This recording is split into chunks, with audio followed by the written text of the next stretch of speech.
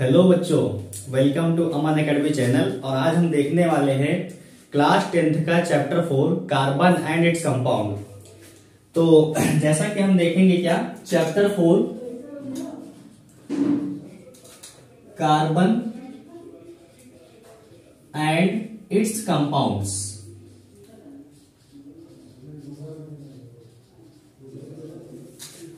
तो कार्बन की अगर बात की जाए, जिसका एटॉमिक नंबर होता है 6 और इसका इलेक्ट्रॉनिक कॉन्फ़िगरेशन होता है 2,4।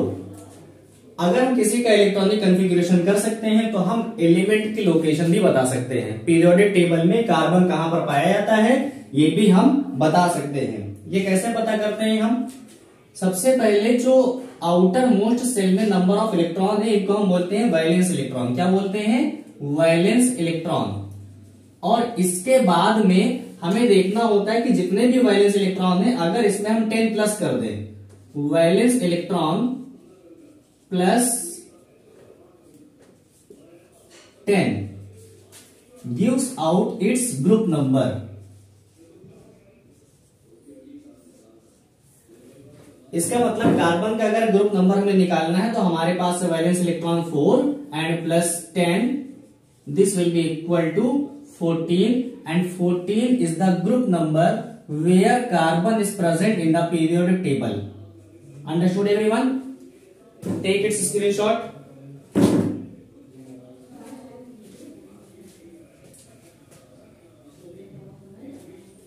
तो ये तो हमारा हो गया ग्रुप नंबर निकालने का तरीका। ओके, और अब हम पीरियड भी निकालेंगे। कैसे?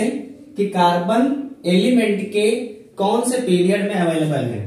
हम देख सकते हैं कि ये पहली सेल में इलेक्ट्रॉन को फिल किया गया है और ये सेकंड सेल में इलेक्ट्रॉन को फिल किया गया है।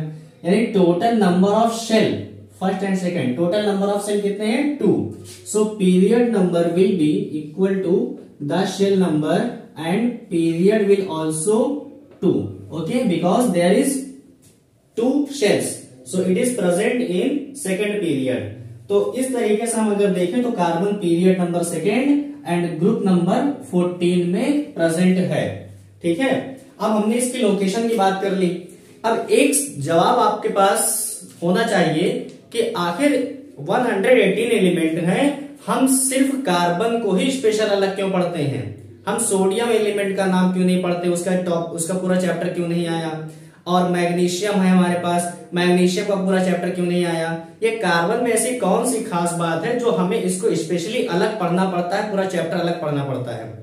तो आपको बता दें कि carbon almost present is everywhere. लगभग सब जगह पर कार्बन पाया जाता है। हमारे अर्थ क्रस्ट में भी कार्बन है।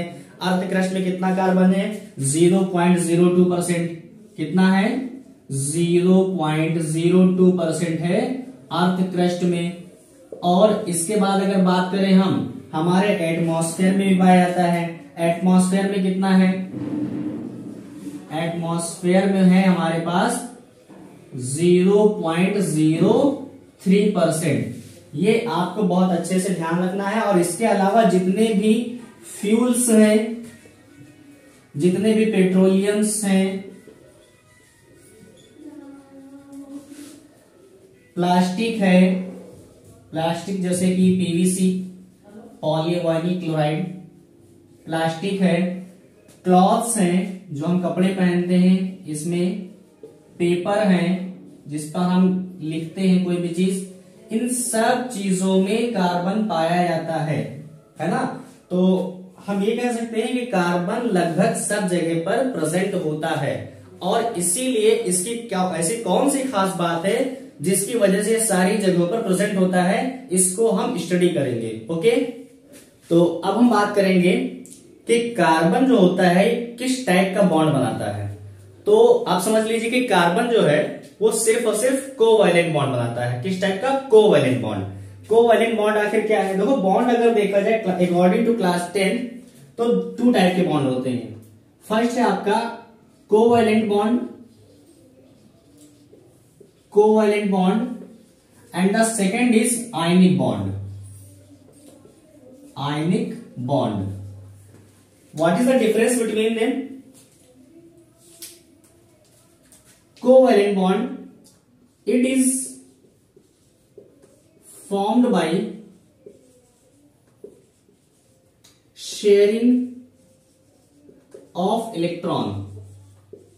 इलेक्ट्रॉन के शेयर करने से जो बॉन्ड बनता है उस बॉन्ड को हम कोवैलेंट बॉन्ड कहते हैं। अब आयनिक बॉन्ड किसे कहते हैं? सो it is formed by donating और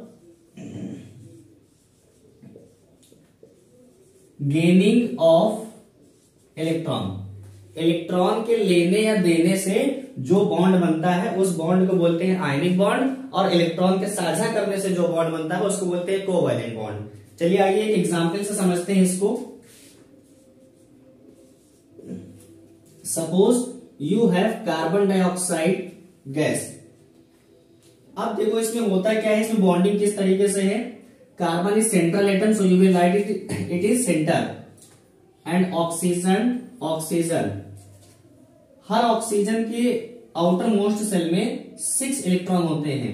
ये बात हम कैसे पहचानेंगे? ऑक्सीजन के एटॉमिक नंबर 8, और जब इसका कॉन्फ़िगरेशन करेंगे सो इट विल 2,6।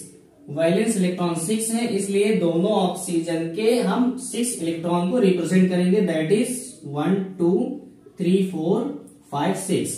सेम इस ऑक्सीजन के साथ भी करेंगे हम 1 2 3 4 5 6। कार्बन के वैलेंस इलेक्ट्रॉन कितने होते हैं? तो कार्बन की अगर बात की जाए, कार्बन के एटॉमिक नंबर 6 2,4, यानी वैलेंस इलेक्ट्रॉन 4। तो इसके लिए हम क्या करते हैं, कार्बन के 4 इलेक्ट्रॉन को रिप्रेजेंट कर देते हैं। क्लियर? अब इनमें क्या होगा, इनमें ये ऑक्सीजन इस कार्बन के 2 इलेक्ट्रॉन से शेयर करके अपना ऑक्टेट पूरा करेगा। ऑक्टेट मीन्स 8 इलेक्ट्रॉन पूरा करेगा, कुछ इस तरीके से। सेम वर्क ये ऑक्सीजन भी करेगा, इसके 2 इलेक्ट्रॉन से शेयर करके अपना ऑक्टेट पूरा करेगा। ये हो गया। अब ये कार्बन क्या करेगा, इस कार्बन ने इसको 2 इलेक्ट्रॉन की साझेदारी करवाई थी अपने 2 इलेक्ट्रॉन से, और इस ऑक्सीजन को भी अपने 2 इलेक्ट्रॉन से साझेदारी करवाई थी। तो जब इसने अपने इलेक्ट्रॉन की साझेदारी करवाई थी तो ये भी उनके इलेक्ट्रॉन की साझेदारी करेगा, यानी कि कुछ इस तरीके से। अब इस कार्बन के पास भी ऑक्टेट पूरा हो गया है। अब यहां हम देख सकते हैं कि ओवरऑल 1 2 3 4 इलेक्ट्रॉन की शेयरिंग हुई है यहां बीच में। तो जितने इलेक्ट्रॉन की शेयरिंग होती है उसके हाफ नंबर ऑफ बॉन्ड बनते हैं। फॉर एग्जाम्पल 1 2 3 4 इलेक्ट्रॉन की शेयरिंग हुई है, तो इसके लिए क्या होगा, 4 इलेक्ट्रॉन यानी डबल बॉन्ड, हाफ 4 का हाफ 2 है ना, 2 बॉन्ड बन गया। और O यहां था, सेम कंडीशन यहां पर भी होगी, 4 इलेक्ट्रॉन 1 2 3 4, और इस 4 इलेक्ट्रॉन से 2 बॉन्ड बनेगा, ऑक्सीजन। क्लियर है? हम यहां देख सकते हैं कि ये जो बॉन्ड है आपका, इस बॉन्ड को हम कहेंगे कोवैलेंट बॉन्ड। क्या कहेंगे? Covalent bond. This is covalent bond. Clear? आइए एक एग्जांपल देखते हैं आयनिक बॉन्ड का। इसमें हम एग्जांपल लेते हैं NaCl, sodium chloride.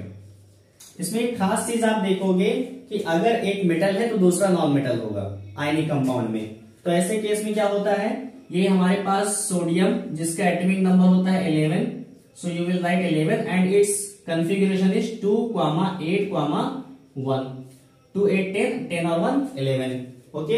And chlorine की बात करें अगर, तो क्लोरीन का एटॉमिक नंबर होता है 17, दैट इज 2, 8, 7। ऐसे केस में हम देख सकते हैं कि सोडियम के पास वैलेंस इलेक्ट्रॉन 1 है, जबकि क्लोरीन के पास वैलेंस इलेक्ट्रॉन 7 है। तो हम इन दोनों इलेक्ट्रॉन को रिप्रेजेंट करेंगे, सोडियम का 1 इलेक्ट्रॉन एंड क्लोरीन का 7। 1 2 3 4 5 6 7।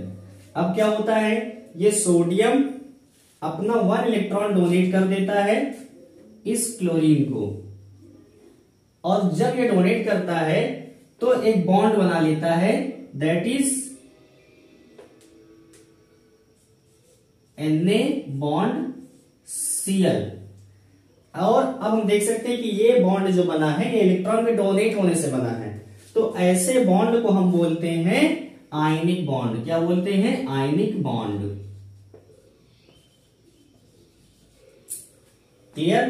तो हमने ये देख लिया है कि आयनिक बॉन्ड कैसे बनते हैं और कोवैलेंट बॉन्ड कैसे बनते हैं। और एक इंपॉर्टेंट चीज, ऐसे कंपाउंड, अब ये कैसा कंपाउंड बन गया? NaCl बन गया आपका, यानी सोडियम क्लोराइड।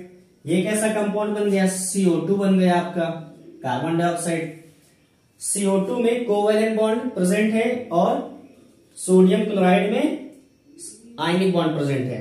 ऐसे कंपाउंड जिसमें आयनिक बॉन्ड प्रेजेंट हो उस कंपाउंड को आयनिक कंपाउंड कहते हैं, और ऐसा कंपाउंड जिसमें कोवैलेंट बॉन्ड प्रेजेंट हो उस कंपाउंड को कोवैलेंट कंपाउंड कहते हैं। I think, is it clear to all? जैसा कि हमने समझ लिया है कि आयनिक बॉन्ड क्या होते हैं और कोवैलेंट बॉन्ड क्या होते हैं, हमने दोनों को देख लिया है। अब हम ये समझेंगे कोवैलेंट कंपाउंड, कोवैलेंट बॉन्ड हमने देखा था, आप समझेंगे कोवैलेंट कंपाउंड क्या होता है।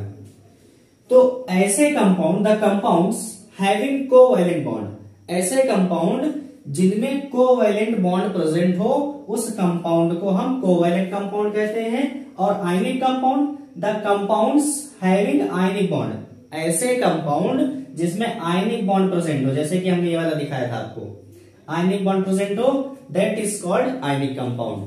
तो ये हमारा आज का था लेक्चर, और अब हम मिलेंगे फिर अगले लेक्चर में। तब तक के लिए ऑल द बेस्ट एवरीवन।